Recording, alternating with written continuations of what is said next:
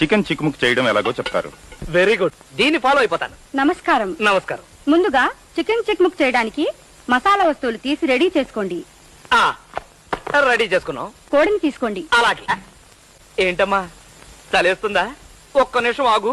ఒంటి నిండా మసాలా పూసుకుని వేడి వేడి నూనెలో స్నానం చేద్దు గాని. క్రమ పద్ధతిలో చేస్తే ఆరోగ్యం చక్కగా ఉంటుంది. అంతే కదా మరి, మంచి ఫుడ్ తింటే ఆరోగ్యంగానే ఉంటుంది. మొదటగా కాళ్ళను ఎడంగా చాపాలి. చాపా. చేతులు వెనక్కి ఉంచాలి. చేతులే? కోడికి చేతులు ఎక్కడుంటాయి? భాషా దోషం, రెక్కలై ఉంటాయి. వెనక్కి పంచ. తలని మెల్లగా అటూ ఇటూ తిప్పండి. తిప్పే. ఇప్పుడు కాళ్ళు దగ్గరగా పెట్టి ఊపిరి గట్టిగా పీల్చండి.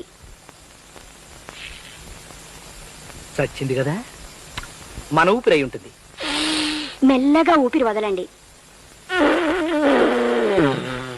ఇప్పుడు తల కిందకి పెట్టి కాళ్ళని పైకి లేపండి. తల కిందకి, కాళ్ళు పైకి లేపిన కాళ్ళని మెల్లగా అటూ ఇటూ ఊపండి. ముందుకి వెనక్కి, ముందుకి వెనక్కి.